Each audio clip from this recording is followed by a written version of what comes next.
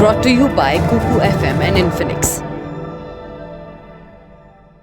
एक शब्द है क्रूसेड, मतलब होली वॉर। ऐसे युद्ध जो धर्म के आधार पर लड़े गए। साल 1099 और महीना जुलाई का था। ये कालखंड पहली क्रूसेड का था। इसमें ईसाइयों ने जेरूसलम को जीत लिया। उसके कुछ समय बाद इजिप्ट में एक मुस्लिम योद्धा तैयार हुआ। ठीक 88 साल बाद उसने जेरूसलम पर हमला बोल दिया। उस वक्त जेरूसलम का सर्वेसर्वा था बालियन डी बेलिन। बालियन लड़ाई हार चुका था। दुश्मन सेना ने जेरूसलम को चारों तरफ से घेर लिया। फिर भी बालियन सरेंडर करने को तैयार नहीं। वो कैदी नहीं बनना चाहता था। बालियन ने उस वक्त जो शब्द कहे वो इतिहास के पन्नों में गहरी स्याही से लिख दिए गए। बालियन ने कहा था, हम अपनी औरतों और बच्चों को मार डालेंगे और जो कुछ हमारे पास उसे जला देंगे। हम तुम लोगों को एक भी दीनार लूटने नहीं देंगे, ना ही कोई दिरहम। एक भी आदमी या औरत को बंदी बनाने के लिए नहीं छोड़ेंगे। फिर हम पवित्र चट्टान, अल-अक्सा मस्जिद समेत दूसरे स्थलों को नष्ट कर देंगे। हम उन 5000 मुस्लिम कैदियों को भी मार डालेंगे जिन्हें हमने अभी पकड़ रखा है। बाहर खड़ी सेना का योद्धा सामने आया। उसने कहा, हम आपको बंदी नहीं बनाएंगे, ना ही किसी का कत्ल करेंगे। उसने बालियन को 40 दिनों का समय दिया जिसमें वो युद्ध की भरपाई के रूप में कुछ राशि जमा कर सके। बालियन ने शर्त मान ली और सरेंडर कर दिया। बालियन को हराकर जेरूसलम को कब्जाने वाले उस योद्धा का नाम था सुल्तान सलाहुद्दीन अय्यूबी। ये किस्सा इसलिए सुनाया ताकि दर्शकों को पता चले कि जेरूसलम को पाने के लिए कैसी दीवानगी लोगों में रही है। जेरूसलम पर कई बार हमले हुए हैं, कई बार उसे जीता गया, लेकिन इस शहर के प्रति दीवानगी आज भी खत्म नहीं हुई है। आज भी इस शहर को लेकर वही तनाव है। लेकिन ऐसा क्या है इस शहर में? शहर के पुराने हिस्से में पहाड़ी के ऊपर फैला एक आयताकार प्लेटफॉर्म है। इसका क्षेत्रफल है करीब 35 एकड़। इस कंपाउंड को यहूदी पुकारते हैं हर हबायत।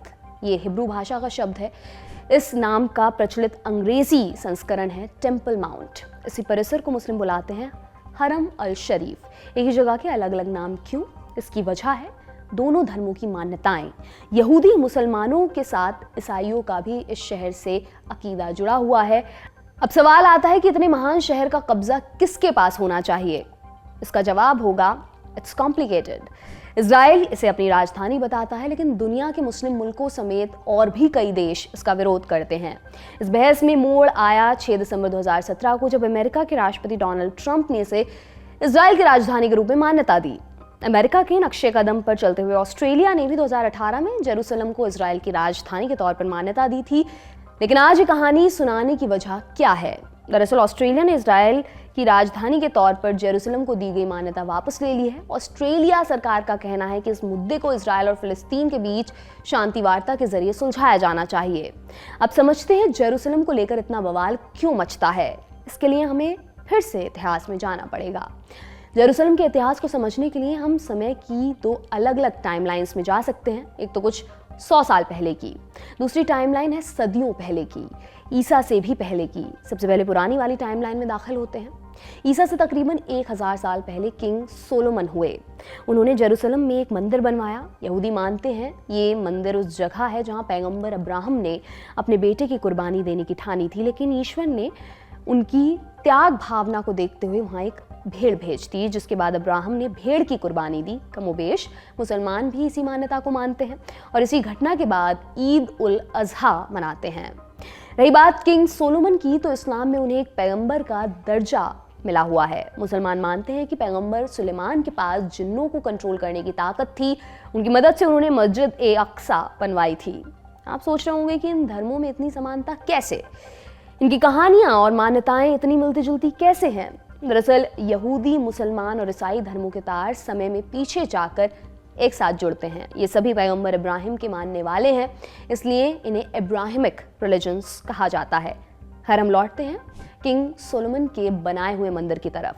इस मंदिर के बनाए जाने के तकरीबन 5 सदी बाद, माने 516 ईसा पूर्व में, यहूदियों ने दोबारा इसी जगह पर एक और मंदिर बनाया। वो मंदिर कहलाया सेकंड टेम्पल।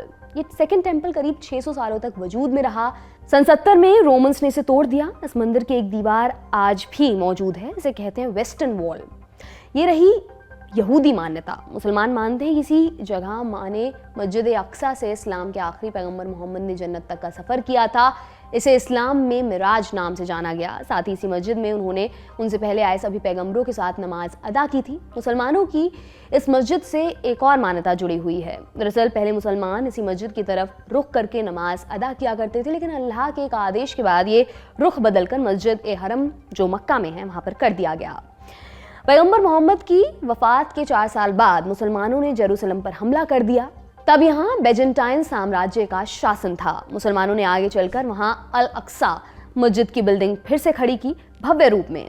इसी अल अक्सा मस्जिद के सामने की तरफ है एक सुनहरे गुंबद वाली इस्लामिक इमारत, इसे कहते हैं डोम ऑफ द रॉक। आगे जाकर इसके लिए कई क्रूसेड वॉर हुए ईसाई और मुसलमानों के बीच में। अब आते हैं हम अपनी पहली टाइमलाइन में माने हाल के इतिहास में। जेरूसलम फिलिस्तीन की जमीन पर था। उस वक्त फिलिस्तीन पर ऑटोमन्स का कब्जा था। साल 1917 में पहले विश्व युद्ध के दौरान ब्रिटेन ने फिलिस्तीन पर कब्जा कर लिया। जर्मनी में यहूदियों पर जुल्म जारी था। यहूदी अपने घर की तलाश में थे। वे इजराइल को अपने पुरखों की ज़मीन मानते थे। उन्होंने अपने लिए उसी जगह एक अलग देश की मांग कर दी। ब्रिटेन ने उनकी मांगों को उठाया। फिर बल्फोर डिक्लेरेशन हुआ। 1939 तक हर साल 10,000 से ज़्यादा यहूदी फिलिस्तीन में बसाए जाने लगे।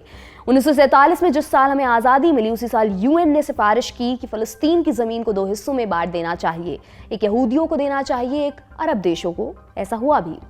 साल 1948 में गठन हुआ इसराइल का, लेकिन इसराइल इतने में खुश नहीं हुआ। वो जेरूसलम को अपनी राजधानी बनाना चाहता था क्योंकि उसकी पवित्रतम जगह है, उसका टेम्पल माउंट यहीं है। मगर जेरूसलम और टेम्पल माउंट पर अधिकार मिलना इतनी साधारण बात नहीं थी। यहूदियों की ही तरह दुनिया भर के मुसलमानों की भी आस्था जुड़ी थी इससे। मुसलमान पहले ही इसराइल के गठन का विरोध कर रहे थे। ऐसे में जेरूसलम और टेम्पल माउंट का कंट्रोल अगर इसराइल को मिल जाता तो भयंकर खून खराबा होता। संयुक्त राष्ट्र की देखरेख में दुनिया के बड़े देशों ने एक मसौदा बनाया। इसे कहते हैं पार्टीशन रेजोल्यूशन।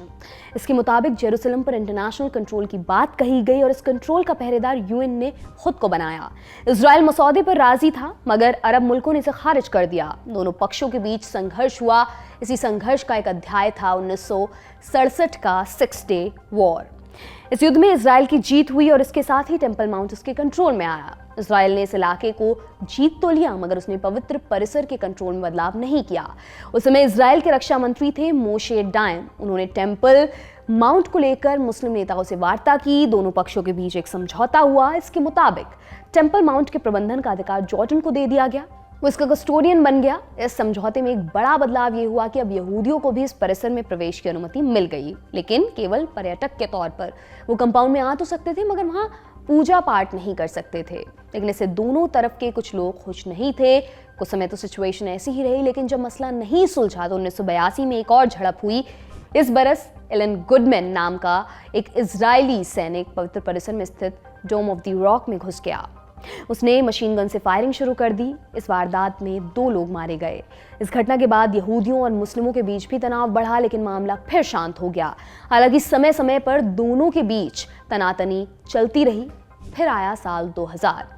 इस साल इजराइल के पूर्व प्रधानमंत्री एरियल शेरन खूब भारी भरकम सुरक्षा के बीच टेम्पल माउंट पहुंचे। मकसद था इजराइल का अधिकार स्थापित करना। इस प्रकरण के चलते खूब फसाद हुआ। जेरूसलम में खूब दंगा हुआ।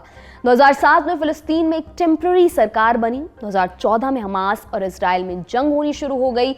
वेस्ट बैंक पर इजराइल का कब्जा है। गाजा में फिलिस्तीनी रहते हैं, पर इजराइल की मिलिट्री ने वहां डेरा डाल रखा है। 2014 में इजराइल और हमास में भयानक भिड़ंत हुई। 8 जुलाई से 26 अगस्त तक चली इस लड़ाई में 2000 से अधिक फिलिस्तीनी और 73 इजरायली मारे गए। फरवरी 2017 में इजराइल की संसद में एक कानून पारित हुआ जिससे वेस्ट बैंक के कुछ इलाकों में जहां फिलिस्तीन का कब्जा था वहां नई यहूदी बस्ती बसाई जा सके। साल 2017 खत्म होने को था। दिसंबर का महीना था। उस समय अमेरिका के राष्ट्रपति डोनाल्ड ट्रंप थे। व्हाइट हाउस के डिप्लोमेटिक रिसेप्शन रूम से ट्रंप ने एक घोषणा की। उस घोषणा ने पूरी दुनिया में कोहराम मचा दिया। ट्रंप ने कहा, आज हम आखिरकार स्पष्ट रूप से स्वीकार करते हैं कि जेरूसलम इजराइल की राजधानी है। यही वास्तविकता है, न इससे ज्यादा और न इससे कुछ कम। यही सही है। पूर्व राष्ट्रपतियों ने इस बारे में अभियान चलाया, लेकिन इस वादे को पूरा करने में असफल रहे। आज मैं इस वादे को पूरा कर रहा हूं। ट्रंप ने अमेरिकी प्रशासन को इस बारे में भी निर्देश दिया कि इजराइल के तेल अवीव स्थित अमेरिकी दूतावास को जेरूसलम ले जाने की प्रक्रिया शुरू की जाए। एक साल बाद ऑस्ट्रेलिया ने भी अमेरिका की देखा देखी में फैसला लिया और जेरूसलम को इजराइल की राजधानी के तौर पर मान्यता दी, लेकिन अब उन्होंने अपने फैसले से यू टर्न ले लिया है। ऑस्ट्रेलिया के विदेश मंत्री पेनी वोंग ने एक मीडिया कॉन्फ्रेंस के दौरान कहा कि पश्चिमी जेरूसलम को इजराइल की राजधानी के रूप में मान्यता का फैसला पलट दिया गया है। राजधानी का दर्जा तब तक अंतिम नहीं माना जाना चाहिए जब तक कि फिलिस्तीनी लोगों के साथ शांति वार्ता पूरी नहीं हो जाती। इसे दोनों देशों के बीच शांति वार्ता के साथ ही सुलझाया जाना चाहिए। उन्होंने ये भी कहा कि पिछली सरकार का ये फैसला सही नहीं था, वो सिर्फ वोट पाने और चुनाव जीतने के लिए किया गया था। ऑस्ट्रेलिया का दूतावास तेल अवीव में ही रहेगा। ऑस्ट्रेलिया के इस फैसले के बाद इजराइल ने कड़ी प्रतिक्रिया दी है। वहीं दूसरी तरफ फिलिस्तीन ने इस फैसले की सराहना की। इजराइल के प्रधानमंत्री यार लैपिड ने कहा, हम केवल ये उम्मीद कर सकते हैं कि ऑस्ट्रेलियाई सरकार दूसरे मामलों को अधिक गंभीरता और पेशेवर रूप से हैंडल करे। जेरूसलम इजराइल की राजधानी है, ये हकीकत कभी नहीं बदलने वाली है। इजराइल फिलिस्तीन के मसले को विस्तार से अगर आप समझना चाहते हैं तो इस विषय पर मास्टर क्लास देख सकते हैं, लिंक डिस्क्रिप्शन में मिल जाएगा। इस मामले में जो भी अपडेट्स होंगी वो आपको लल्लन टॉप पर मिलती रहेंगी। देश दुनिया की बाकी हलचलों पर हमारी नजर बनी रहेगी। आप बने रहिए लल्लन टॉप के साथ। आज की दुनियादारी में इतना ही, कल फिर मुलाकात होगी इसी उम्मीद के साथ विदा लेती हूँ। शुक्रिया, शुभ रात्रि। मिटाने खबरों का गैप रोज रात 8 बजे आएगा Lallan top show live on app. Download करें लल्लन टॉप ऐप।